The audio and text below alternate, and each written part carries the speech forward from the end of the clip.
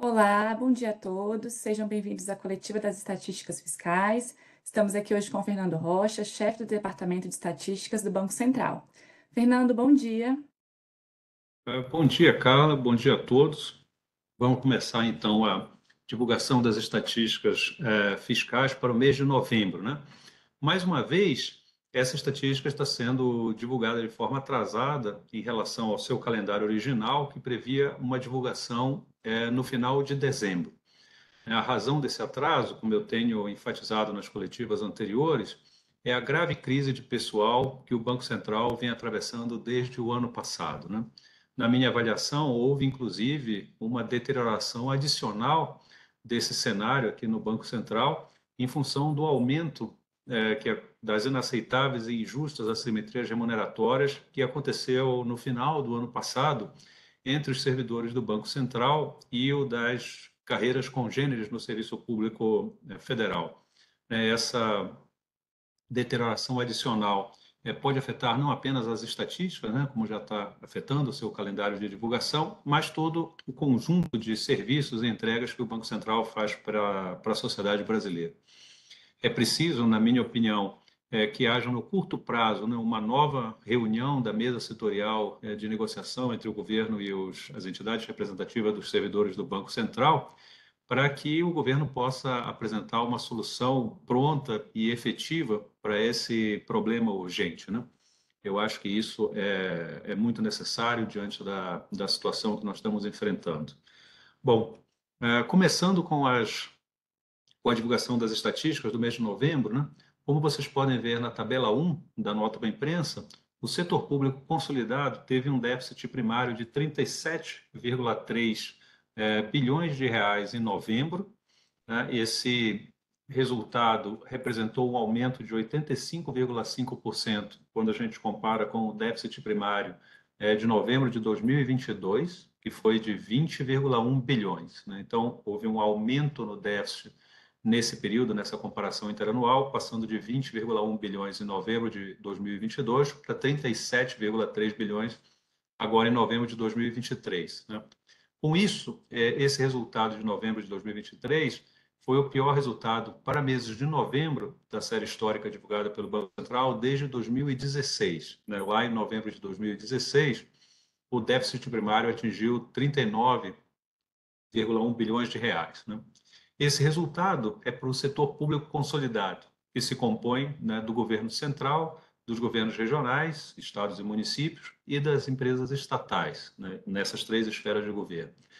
Se a gente analisar o resultado para cada uma dessas esferas, né, o governo central, especificamente, teve um déficit primário de 38,9 bilhões de reais agora em novembro, né? Quando a gente, isso também representou um aumento do déficit, quando a gente olha o resultado de novembro de 2022, o déficit do governo central havia sido de 16,5 bilhões de reais. Então, o aumento foi de 16,5 bilhões de déficit para 38,9 bilhões de déficit na passagem de novembro de 22 para novembro de 23.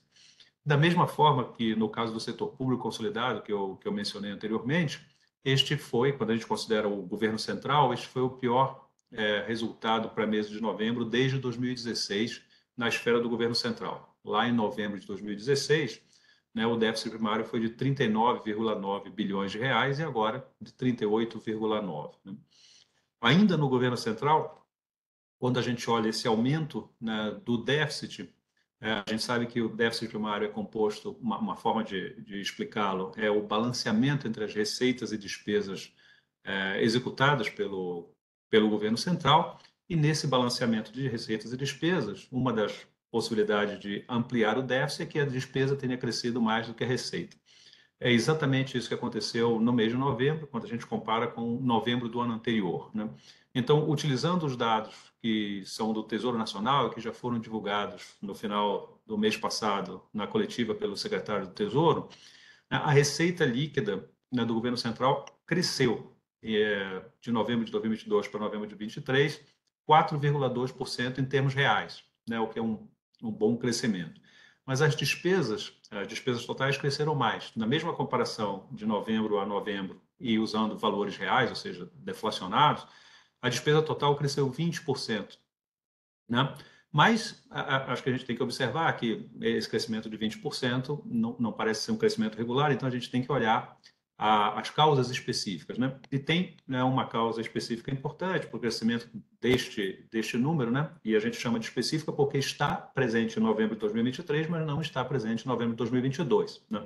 Então isso distorce um pouco a comparação e a gente tem que destacar, né? Teve 11,3 bilhões de reais que foram despesas ocorridas com apoio financeiro a estados e municípios, através daquelas transferências de fundo de participação de estados, fundo de participação de municípios, e outras compensações que foram realizadas em decorrência da Lei Complementar número 201. Né? O Tesouro já detalhou isso, mas é importante a gente mencionar. Não só porque isso aumenta o déficit, contribui para aumentar o déficit do governo central, mas isso também contribui para aumentar o superávit dos governos regionais, né? A gente vai apresentar os dados do governo regional daqui a pouco. Na esfera, portanto, na esfera do setor público consolidado, essas transferências entre esferas são neutras, né? Aumenta o déficit num lugar, aumenta o superávit no outro, elas são neutras. Mas quando a gente analisa especificamente o resultado do governo central, é importante destacar, né, que teve esse impacto.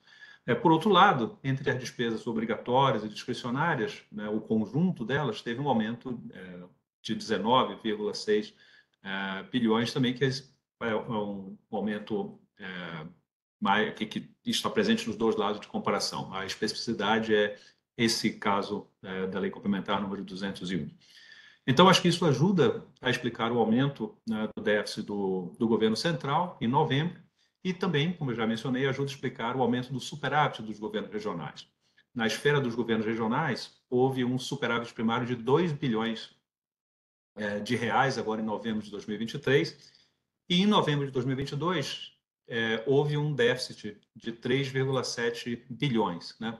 Ou seja, quando a gente considera os governos regionais, eles passaram de um déficit de 3,7 para um superávit de 2, logo, digamos assim, a melhora do resultado nessa base de comparação foi de 5,7 bilhões. Né?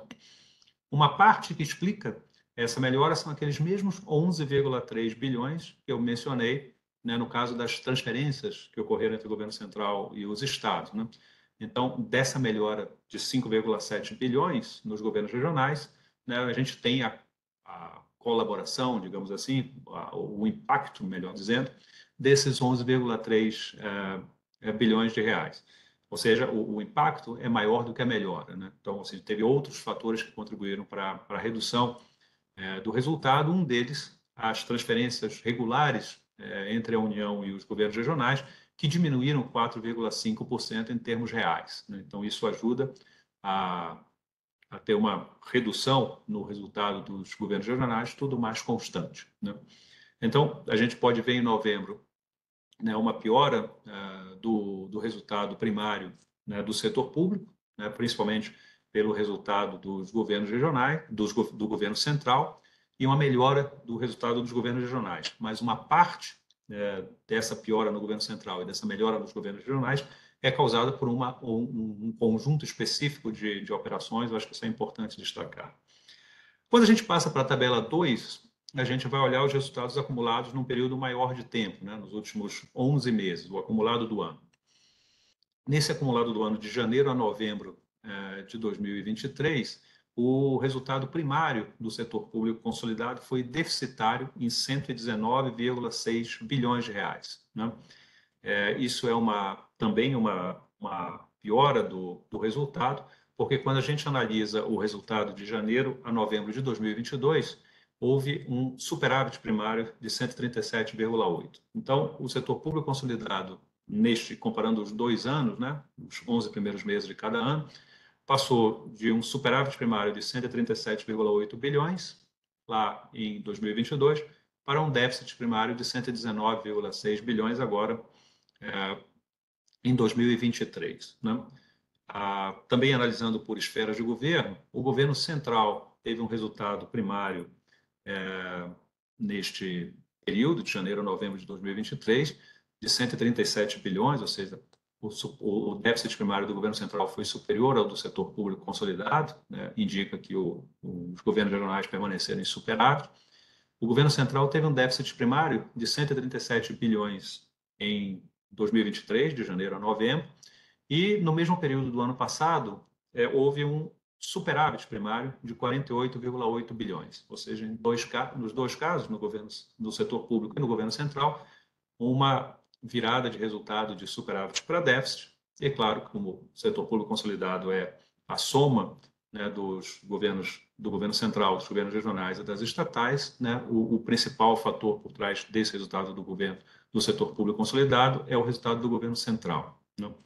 Quando a gente olha o balanço de receitas e despesas, a gente tem uma explicação para essa piora do resultado primário, que é a receita líquida. Quando a gente compara os 11 meses de 2023 com os mesmos 11 meses de 2022, em termos reais se reduziu 2,8%. A gente viu que em novembro houve um crescimento, né, que eu mencionei, de 4,2%, e exatamente por isso mencionei que foi um resultado bom em novembro, né? Mas quando a gente olha o acumulado do ano, tem uma redução de receita de 2,8%.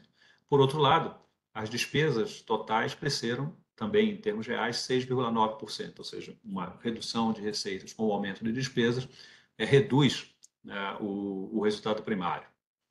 Quando a gente olha os governos regionais, eu já havia mencionado que eles permaneceram em superávit nos 11 primeiros meses do ano.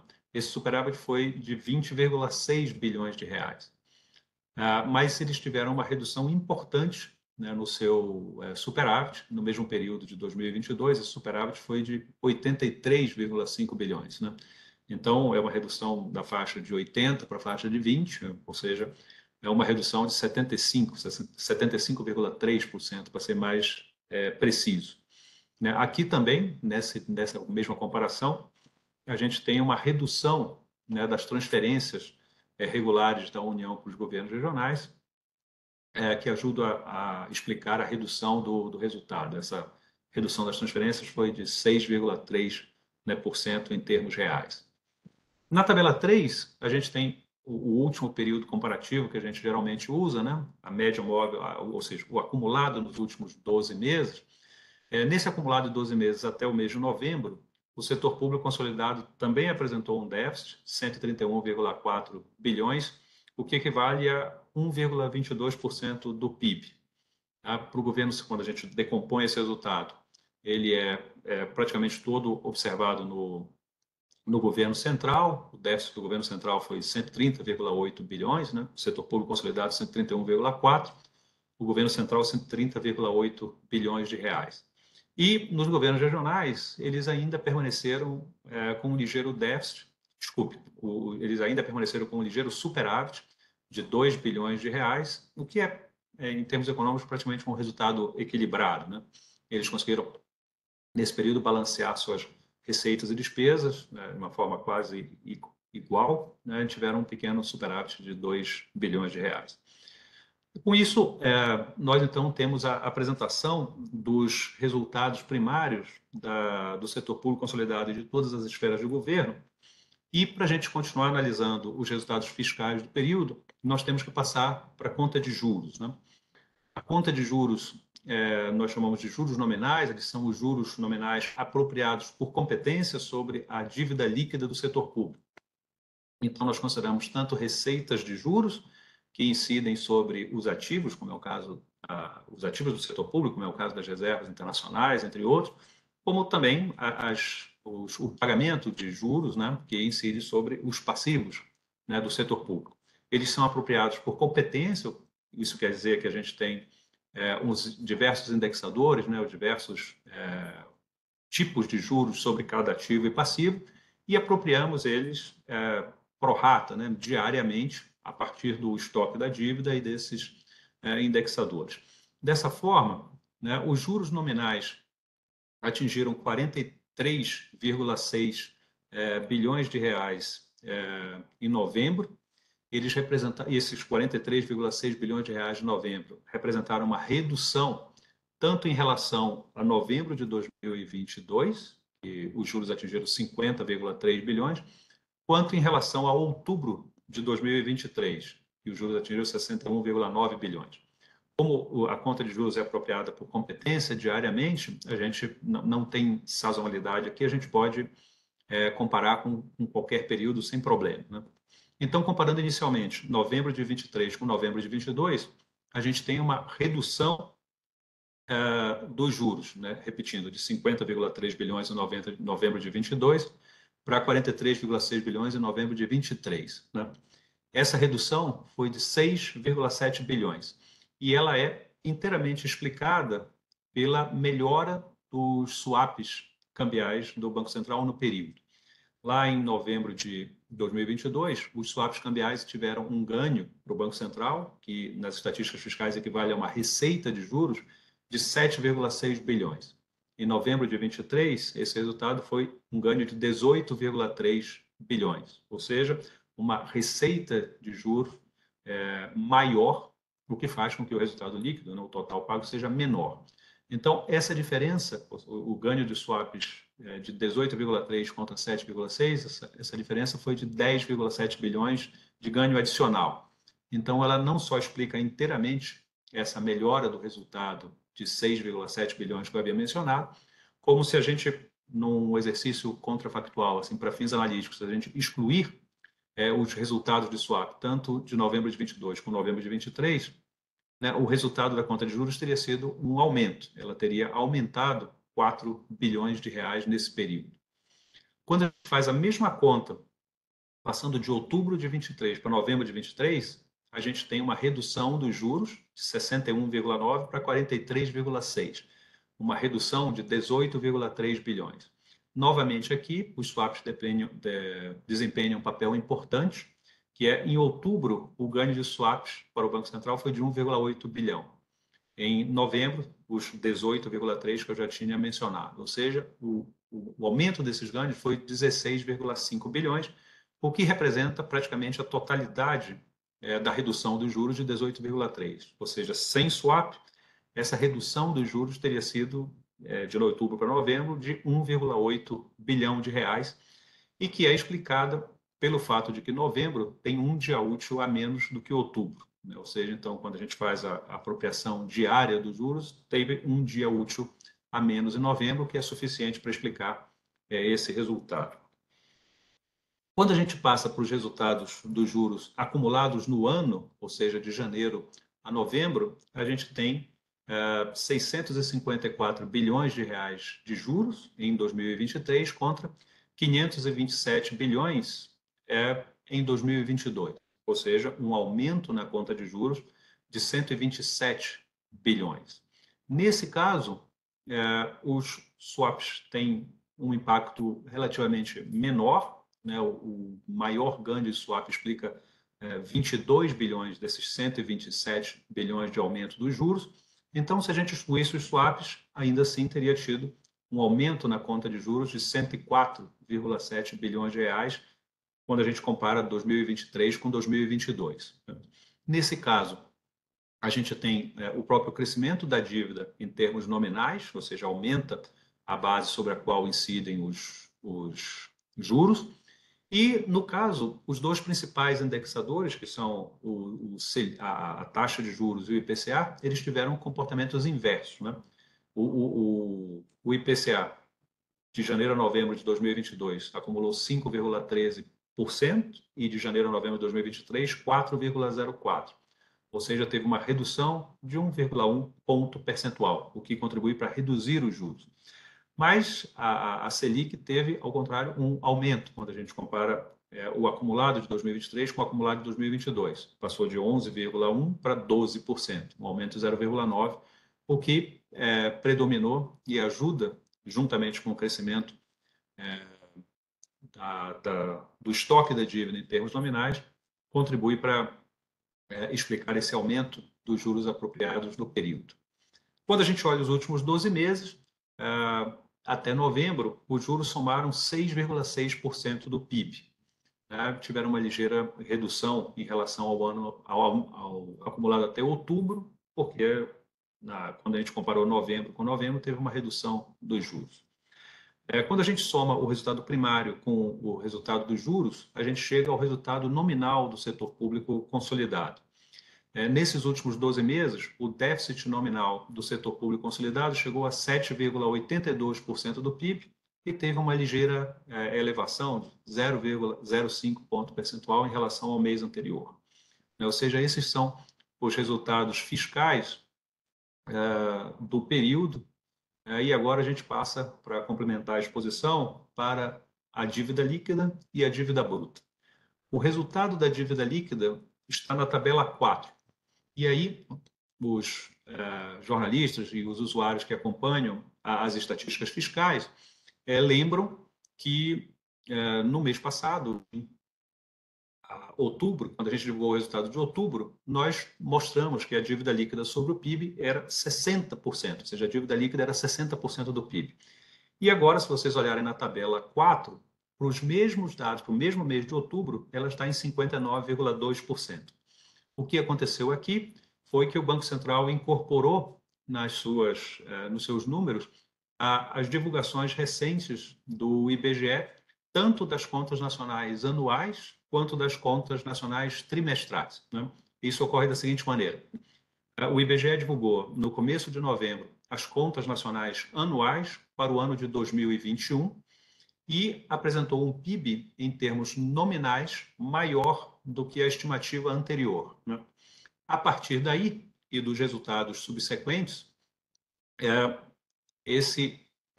o PIB nominal divulgado para o ano de 2021, a gente vai atualizando esses valores nominais com as divulgações dos PIBs das contas nacionais trimestrais. Né? Então, foi feito esse trabalho no Banco Central e essa revisão dos valores nominais do PIB provocou essa redução da relação dívida líquida sobre o PIB de 60 no mês de outubro, de 60% para 59,2% e a revisão na série histórica para trás. Isso porque o PIB nominal é maior do que a estimativa que se tinha antes. Né?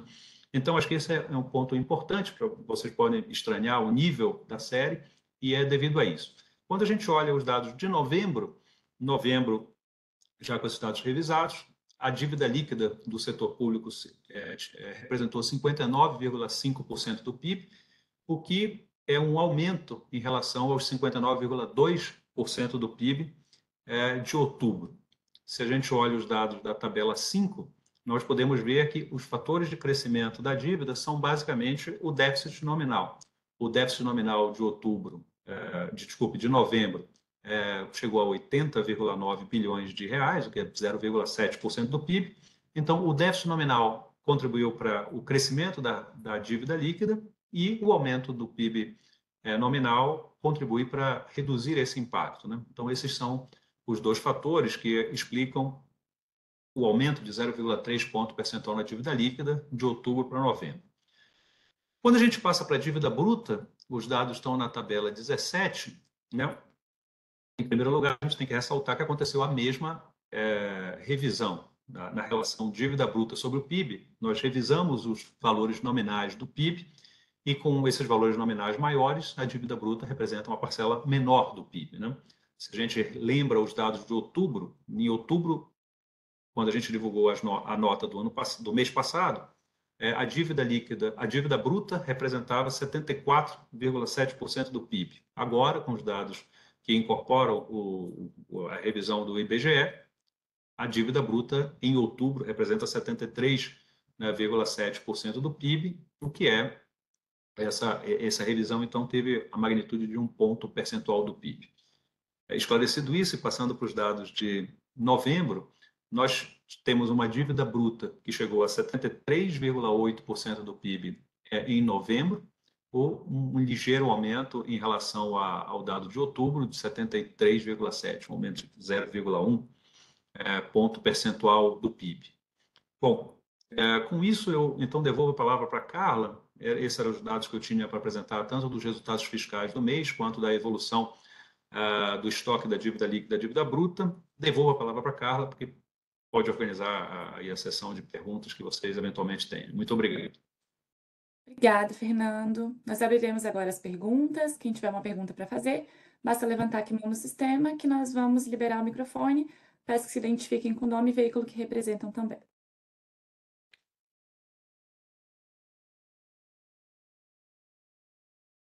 Ainda não temos pergunta, Fernando? Vamos aguardar um pouquinho para ver se alguém quer perguntar. Okay. Perfeito.